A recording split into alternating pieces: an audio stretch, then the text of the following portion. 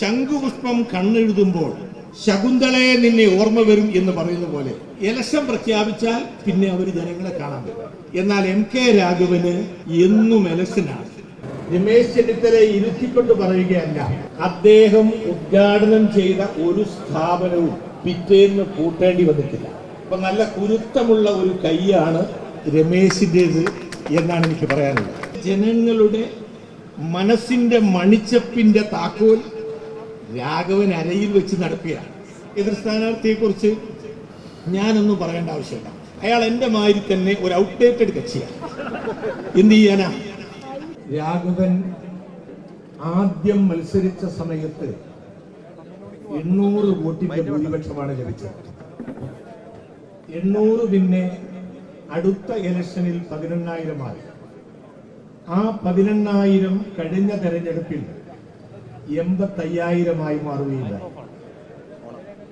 അമ്പലപ്പുഴ പാൽപ്പായസമാണെങ്കിൽ പോലും ആദ്യ ഗ്ലാസിന്റെ മധുരം അടുത്ത ഗ്ലാസ്സിൽ ഉണ്ടാകാറില്ല.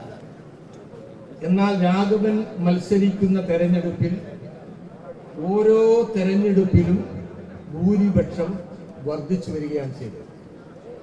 കോഴിക്കോട് പാർലമെന്റ് കോൺസ്റ്റിറ്റ്യുവൻസിയിലെ എല്ലാ ആളുകളും MK രാഘവനെ രാഘവേട്ടൻ എന്നാണ് വിളിക്കാറ്.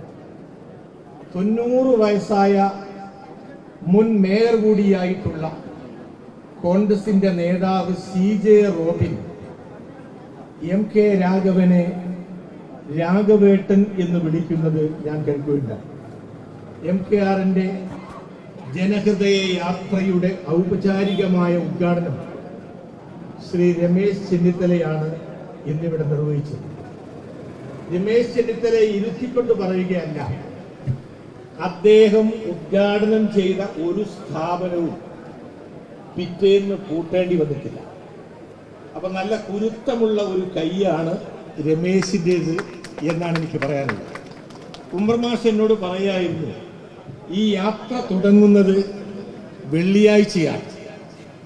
വെള്ളിയാഴ്ച എന്ന് പറഞ്ഞാൽ വിശുദ്ധ ഖുർആൻ ജിബ്രീൽ മുഹമ്മദ് നബിക്ക് കൈമാറിയത് വെള്ളിയാഴ്ച.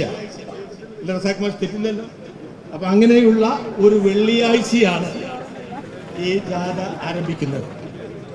പിന്നീടാണെങ്കിൽ ഇനി ഒരു 4 ദിവസം 5 ദിവസം കഴിഞ്ഞാൽ വ്രതമാണ്.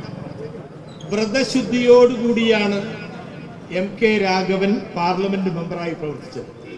അതുകൊണ്ട് MKRനെ വ്രതശുദ്ധിയോടുകൂടി നമ്മളെല്ലാവരും ഒരുമിച്ച് നിന്ന് പ്രവർത്തിച്ച് കഴിഞ്ഞതിനേക്കാൾ ഭൂരിപക്ഷത്തിന് ജയിപ്പിക്കണം എന്നേ എനിക്ക് പറയാനുള്ളൂ. പല MP-മാരും MLA-മാർക്കും ഒക്കെ ഒരു രോഗമുണ്ട്. ജയിച്ചു കഴിഞ്ഞാൽ, ഇവിടെ ഇരിക്കുന്ന ആരെയും ഉദ്ദേശിച്ചല്ല, ജയിച്ചു കഴിഞ്ഞാൽ പിന്നെ അടുത്ത തെരഞ്ഞെടുപ്പിനെ അവരെ ഓർമ്മിക്കുകയുള്ളൂ.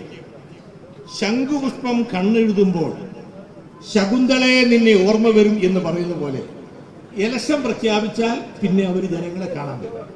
എന്നാൽ MK രാഘവന് എന്നും ഇലക്ഷനാണ്. ഒരു തെരഞ്ഞെടുപ്പിലെ സ്ഥാനാർത്ഥിയെ പോലെയാണ് രാഘവൻ എപ്പോഴും പ്രവർത്തിക്കുക. വന്നപ്പോൾ MK രാഘവൻ മാത്രമായി, പിന്നെ MGR എന്ന് പറയുന്ന പോലെ, MVR എന്ന് പറയുന്ന പോലെ MKR എന്ന് പറയാൻ തുടങ്ങി. എനിക്ക് ഞാൻ ഉമ്മർമാഷോട് ചോദിച്ചു, എത്ര പ്രായമുണ്ട്? 67 വയസ്സായി എന്ന് പറഞ്ഞു. 72 വയസ്സ് എനിക്കായി. എൻ്റെ മകന്റെ പ്രായമുള്ളവർ പോലും എന്നോട് ബഹുമാനത്തോടു കൂടി സ്നേഹത്തോടു കൂടി അബൂന്ന് വിളിക്കാറുണ്ട്. അപ്പൊ ഈ നിയോജക മണ്ഡലത്തിലെ മുഴുവൻ ആളുകളും രാഘവേട്ടൻ എന്ന് പറയുന്ന രൂപത്തിൽ ഹൃദ്യമധുരമായി എല്ലാവരോടും പെരുമാറി. ഈ കോൺസ്റ്റിറ്റ്യുവൻസിയിലെ ജനങ്ങളുടെ മനസ്സിന്റെ മണിച്ചപ്പിന്റെ താക്കോൽ 10-60 വർഷമായി ഞാൻ അന്വേഷിച്ച് നടക്കുകയാണ്. ഇതുവരെ എനിക്കത് കണ്ടുപിടിക്കാൻ കഴിഞ്ഞിട്ടില്ല. എന്നാൽ ഈ നിയോജക മണ്ഡലത്തിലെ ജനങ്ങളുടെ മനസ്സിന്റെ മണിച്ചപ്പിന്റെ താക്കോൽ രാഘവൻ അരയിൽ വെച്ച് നടക്കുകയാണ്. രാഘവൻ അത് തുറന്ന് ജനഹൃദയങ്ങളിലാണ് ജീവിക്കുന്നത്. അതുകൊണ്ട് ജനഹൃദയങ്ങളിൽ ജീവിക്കുന്ന MKRനെ കഴിഞ്ഞ തവണത്തതിനേക്കാൾ ഭൂരിപക്ഷം 85,000 പോരാ, അതൊരു ലക്ഷമാക്കി വർദ്ധിപ്പിക്കണം. പിന്നെ ഇവിടെ ഒരു സ്ഥാനാർത്ഥി, എതിർ സ്ഥാനാർത്ഥിയെ കുറിച്ച് ഞാനൊന്നും പറയേണ്ട ആവശ്യമില്ല. അയാൾ എൻ്റെ മാതിരി തന്നെ ഒരു ഔട്ട്ഡേറ്റഡ് കക്ഷിയാണ്. എന്ത് ചെയ്യാനാ? ഫോം നഷ്ടപ്പെട്ടു വല്ല കാര്യമുണ്ട്. നമ്മളെ വിജയൻ നല്ല ഫുട്ബോളറായിരുന്നു പണ്ട്, ഇപ്പൊ കളിച്ചാൽ എന്താവും? അതുകൊണ്ട് ഇയാളൊരു ഔട്ട്ഡേറ്റഡ് കക്ഷിയാണ്, കോഴിക്കോടിന് വേണ്ടി ഒന്നും ചെയ്യാത്തൊരു കക്ഷിയാണ്. പിന്നെ അങ്ങനെയൊന്നും കൂട്ടിയിട്ടൊന്നും കാക്ക കുളിച്ചാലൊന്നും പൊക്കാവില്ല. പേരൊന്ന് മാറ്റിയാൽ ഞാൻ സാഹിബ് എന്ന് വിളിക്കാൻ, സാഹിബ് വിളിച്ചിട്ടും കാര്യമില്ല, അബു തന്നെ ആയിരിക്കും.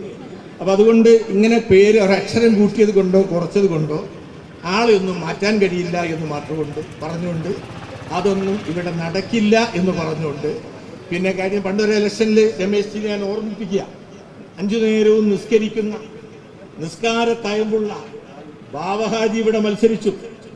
ഞാൻ റസാഖ് മാസ്റ്റർക്ക് അന്ന് അനൗൺസ് ചെയ്യുന്ന പഠിക്കാനാണ്, താഴെത്തട്ടിൽ വർക്ക് ചെയ്യുന്നവരാ. നിസ്കാര തയമ്പുള്ള ബാവഹാജിയെ ചന്ദനക്കുറി തൊടാറുള്ള ഡോക്ടർ KG അടിയോടിയെ ബാവഹാജിയും അടിയോടിയും മത്സരിച്ചപ്പോൾ 58,000 വോട്ടിന് വിജയിപ്പിച്ച പാരമ്പര്യമാണ് ഈ നിയോജകമണ്ഡലത്തിലെ ആളുകൾക്കുള്ളത്. അതുകൊണ്ട് ഇക്ക എന്ന അക്ഷരം ചേർത്തുകൊണ്ടുള്ള അത്തരത്തിലുള്ള ഏർപ്പാടൊന്നും വേണ്ട എന്ന് മാത്രം പറഞ്ഞുകൊണ്ട് ഞാൻ നിർത്തുന്നു. ജീവ